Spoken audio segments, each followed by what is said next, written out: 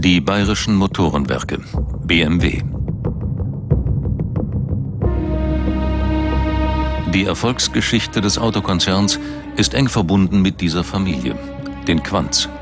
Sie gilt als reichste Familie Deutschlands.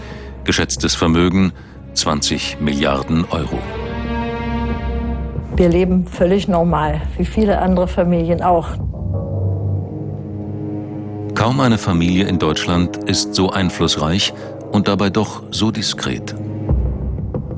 Von den Quandts existieren nur wenige Aufnahmen. Öffentliche Äußerungen sind selten. Natürlich ist viel Verantwortung dahinter, es wird viel gearbeitet. Die Quandts halten sich von jedem medialen Rummel fern und schweigen, auch zur eigenen Familiengeschichte. Honorige Bescheidenheit oder soll bewusst etwas im Verborgenen bleiben? Es hat sich auch bewährt, dass wir in der Vergangenheit immer versucht haben, uns zurückzuziehen und nicht jeden Tag in den Schlagzeilen oder im Rampenlicht zu stehen.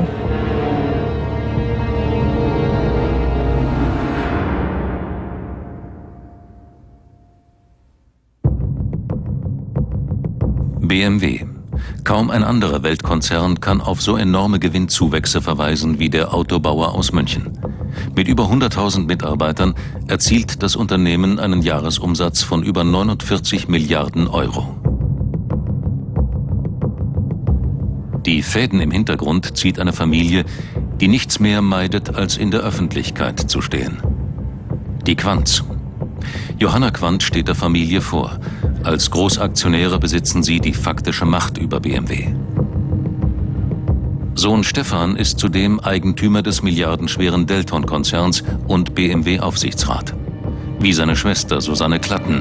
Sie gilt als reichste Frau Deutschlands, hielt lange Anteile am Pharmakonzern Altana.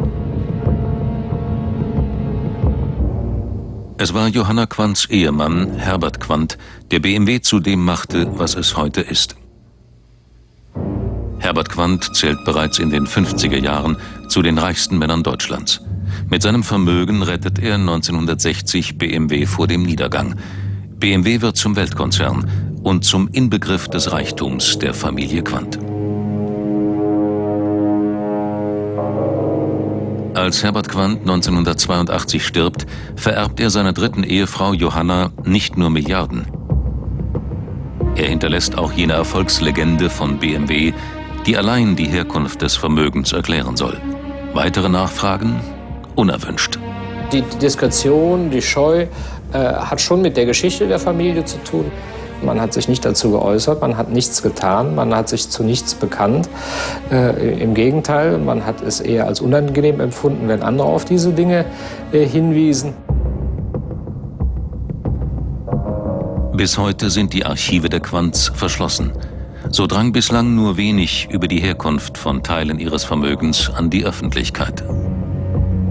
Diese Familie möchte ihre Geschichte und die Herkunft ihres Vermögens, ihrer gesellschaftlichen Bedeutung, ihres Einflusses, also die Ursachen von all dem verschleiern, vergessen, machen.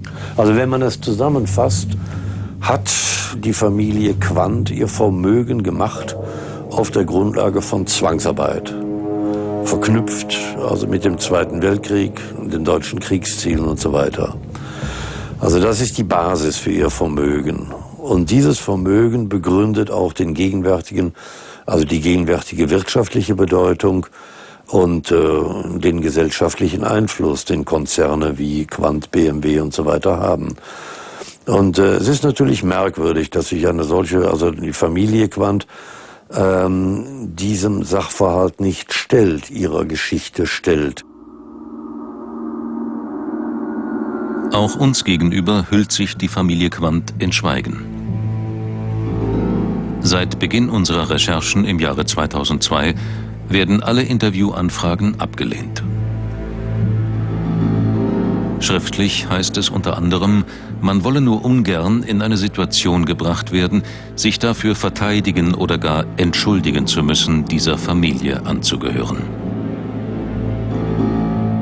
Wir fahren nach Bad Homburg. Von hier leiten die Quandts ihre Unternehmungen. Versuch einer direkten Kontaktaufnahme.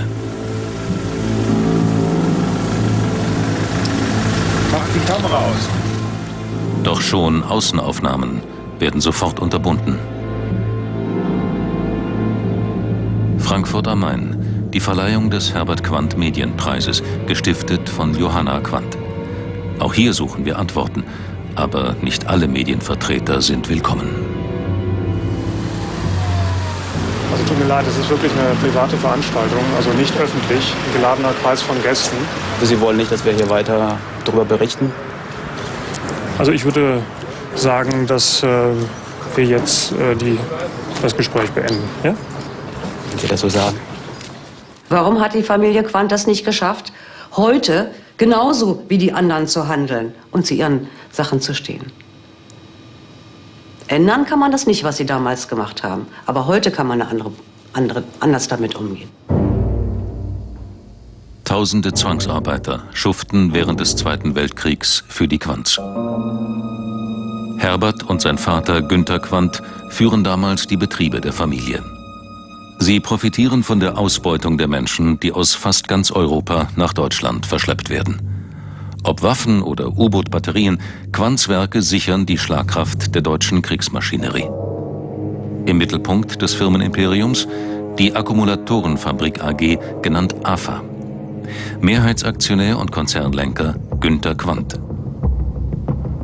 Ihm gehören auch Unternehmen wie die Deutsche Waffen- und Munitionsfabrik, Pertrix, Wintershall, die Mauserwerke und Busch-Jäger. Nach dem Zweiten Weltkrieg allerdings will Quandt von der Sklavenarbeit in seinen Firmen nichts gewusst haben. Doch ein solcher Unternehmer muss wissen, was in seinem Unternehmen vorkommt. Mir kann keiner erzählen, dass er nur ab und an die produzierten Batterien und was auch immer besichtigt hätte, aber nicht an den Anfang der Fertigungsstraße gegangen wäre. Das ist einfach unmöglich, sowas. Doch nicht nur Zwangsarbeiter werden ausgebeutet, wie in Hannover-Stöcken. Heute ist hier nur noch eine verseuchte Industriebrache, Betreten verboten, Lebensgefahr.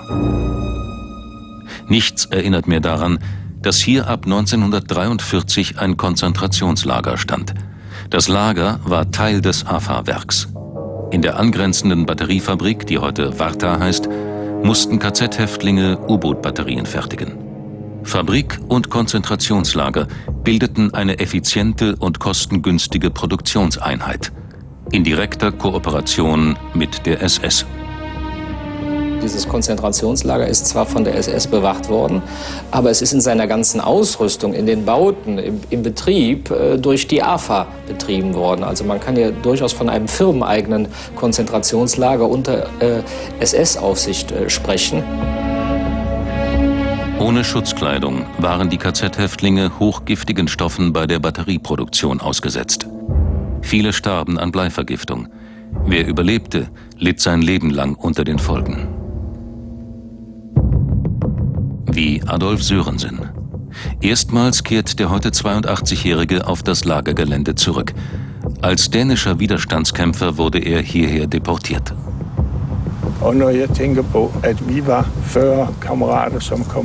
40 Kameraden kamen mit mir hierher. Schon in den ersten 3 Monaten starben 6 von uns. Dieser Ort war die Hölle. Viele kamen um, weil man uns in der Fabrik mit Blei vergiftete. Hier gingen alle daran kaputt.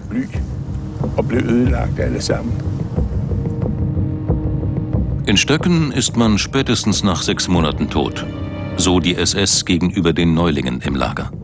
Adolf Sörensen überlebt die Sklavenarbeit in Quandts AFA und den Terror der SS. Doch seine Leidenszeit in Stöcken lässt ihn bis heute nicht los. Das geht nie aus meinem Kopf.